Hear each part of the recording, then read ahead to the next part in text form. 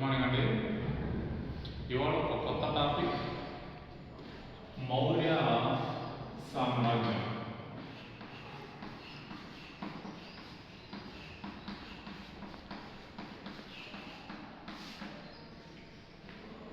ఖచ్చితంగా అండి కానిస్టేబుల్ ఎగ్జామ్లో గ్రూప్స్ 1లో గ్రూప్ 2లో ప్రిలిమినరీకి at the same time SI ఎగ్జామ్స్లో ఇండియన్ హిస్టరీ టాపిక్ ఇచ్చినప్పుడు ఖచ్చితంగా ఈ మౌర్య సామ్రాజ్యం నుంచి బిట్ లేకుండా క్వశ్చన్ పేపర్ లేదు.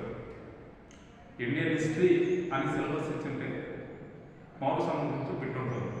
సో యాస్పిరెంట్స్ మీకు కూడా అవి తెలుసు, చూసుకుంటారు, చూసుకున్నారు. ఒక చిన్న జర్నీ అంతే. నాకు అది వస్తుందని నేను క్లాసులు చెప్పట్లేదండి, దాని గురించి కూడా నేను ఆలోచించలేదు. జస్ట్ పోతా ఉంటుంది, ఎవరికో ఒక ఉపయోగపడినా నేను హ్యాపీ. మించి దాన్ని నేను ఎక్స్పెక్ట్ చేయలేదు. సో ఇది కంటెంట్ మౌర్య సామ్రాజ్యం భారతదేశాన్ని పరిపాలించిన మొదటి సామ్రాజ్యం. వెరీ ఇంపార్టెంట్ అండి, మొదటి సామ్రాజ్యం. సో వీళ్ళు ఎక్కడ అంటే యావత్ భారతదేశాన్ని మొత్తాన్ని పరిపాలించిన వాళ్ళు ముగ్గురు. ఒకటి మౌర్య సామ్రాజ్యం, రెండు మొఘలు అక్బర్ పేరు, మూడు బ్రిటిష్ వాళ్ళు. ఇలాగ మొదలు పెట్టుకోవాలండి. మిగతా వాళ్ళు పరిపాలించిన రాజవంశాలు ఎప్పుడు కానీ భారతదేశాన్ని కైవసం చేస్తున్నారు. వీళ్ళ పీరియడ్లో ఒక కేరళ మినహాయించి, దక్షిణ భారతదేశంలో ఒక కేరళ మినహాయించి, సో అంటే మనకి ఒకసారి గుర్తుపెట్టుకోవాలండి, ఒక కేరళ మినహాయించి, అలాగే ఈస్ట్ ఇండియాలో ఇప్పుడున్న 7 స్టేట్స్ మినహాయిస్తే యావత్ భారతదేశం మొత్తం అంటే పాకిస్తాన్తో కలిపి ఒకే పరిపాలన కిందకి తీసుకొచ్చిన మొట్టమొదటి రాజవంశం మౌర్య సామ్రాజ్యం. ఈ మౌర్య సామ్రాజ్యం స్థాపకులు ఎవరు? మౌర్య సామ్రాజ్యాన్ని తెలుసుకోవడానికి ప్రధాన ఆధారాలు ఏంటి? ఈ మౌర్య సామ్రాజ్యం పరిపాలన వ్యవస్థ ఎలా ఉంది అన్నది మనకి పోటీ పరీక్షలు బాగుంటుంది. ఇంతకీ మౌర్యులు ఎవరు, మౌర్య సామ్రాజ్య స్థాపకుడు ఎవరు అన్నది ఒకసారి చూద్దాం.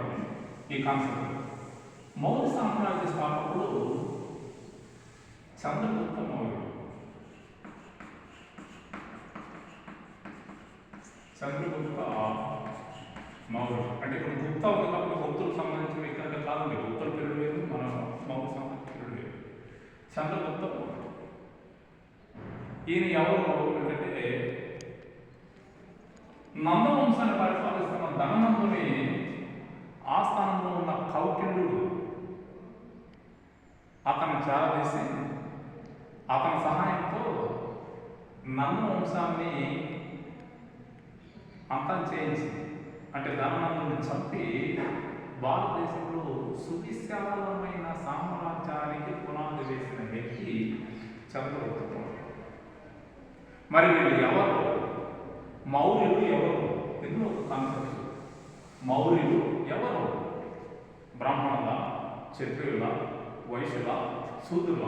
మనకు ఆప్షన్ వచ్చినప్పుడు మౌర్యులు ఎవరు పరిచినప్పుడు ఈ మౌర్యులు శూద్ర వర్గానికి చెందినవాడు. శూద్ర వర్గానికి చెందినవాడు మౌర్యులు. ఈ మౌర్య అనే పదం, మౌర్య అనే పదం మొరియా అనే పదం నుంచి వచ్చింది. మొరియా అనే పదం. ఈ మొరియా అంటే నెమళ్లను పెంచే వృత్తి కలిగిన వాడు. నెమలను పెంచే వృత్తి కలిగిన వాడు. ఆ నెమలను ఎవరు పెంచుతున్నారు అంటే భారతీయ సమాజంలో కుల వ్యవస్థలో వచ్చిన వర్గీకరణలో చివరి వర్గమైన శూద్ర వర్గానికి చెందిన వాళ్ళు పెంచుతున్నారని చెప్పి కొన్ని చారిత్రక ఆధారాలు. కానీ కొంతమంది దాన్ని యాక్సెప్ట్ చేయలేదు. మనం ఈ లాజిక్ను గుర్తుపెట్టుకోవాలి. మౌర్యుల శూద్రులు అంటే కొంతమంది ఆచరణ చరిత్రకారులలో భిన్నమైన ఆలోచనలు, భిన్నమైన విధానాలు ఉంది మౌర్యులు. సో ఇక్కడైనా ఫైనల్గా ఎక్కువగా దేనికి ఇచ్చారంటే ఈ సూత్ర వర్గానికి చెందిన వాళ్ళే అనే కాన్సెప్ట్తో ఇచ్చారు. అది మౌర్య సామ్రాజ్యాన్ని పరిపాలించిన చక్రవర్తుల్లో మనకి మొదటి వ్యక్తి చంద్రగుప్త మౌర్యుడు. సో ఈ పురాణాలు గుర్తుపెట్టుకోవాలండి. చంద్రగుప్త మౌర్యుడు, తర్వాత బిందుసారుడు, తర్వాత అశోకుడు, తర్వాత సంప్రతి, తర్వాత లాస్ట్ చివరి వ్యక్తి బృహద్రుధుడు. 2018 డిఎస్సిలో ఒక బిట్ అడిగారండి. చంద్రగుప్త మౌర్యునికి అశోకునికి మధ్య ఉన్న సంబంధం ఎలాంటిది చూడండి. ఈ క్రోనాలజీ వరుస ఇలా పెట్టుకోవాలి. సామ్రాజ్య స్థాపకుడు, గొప్ప చక్రవర్తి, చివరి చక్రవర్తి. సో ఈ క్రోనాలజీ బాగా గుర్తుపెట్టుకోవాలి. సామ్రాజ్య స్థాపకుడు చంద్రగుప్త మౌర్యుడు, గొప్ప చక్రవర్తి అశోకుడు. మౌర్య సామ్రాజ్యం కాదు, భారతదేశంలోని గొప్ప చక్రవర్తి అశోకుడు. అశోకుని తర్వాత చాలా మంది ఉన్నారు, మనం హిస్టారికల్ కాన్సెప్ట్ మనం గుర్తు చేస్తారు. తర్వాత చివరి వ్యక్తి బృహద్రుధుడు.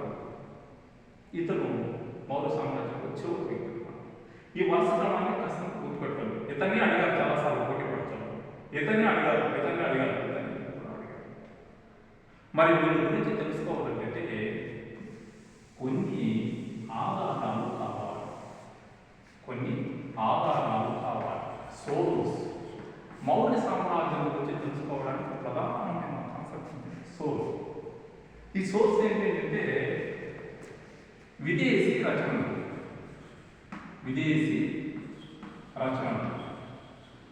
ఒకటి. రెండవది స్వదేశీ రచనలు ఒకటి. మూడవది ఈ కాలం నాటి నాణేలు ఒకటి.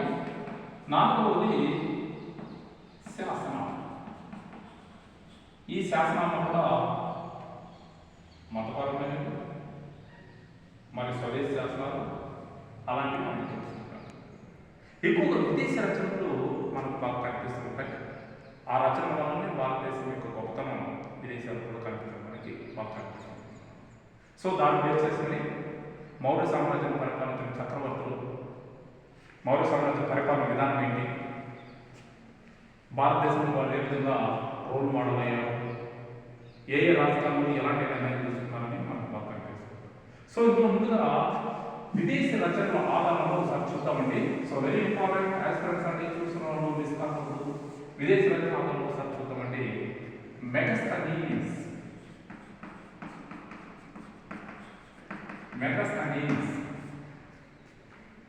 ఇతను గ్రీకు అంబాసిడర్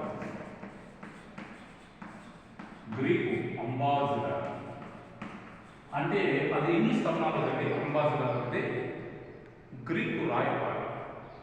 మౌర్య సామ్రాజ్యాన్ని సందర్శించిన మొట్టమొదటి విదేశీ రాయబారి ఎవరు? బిట్టు మెగస్తనీస్.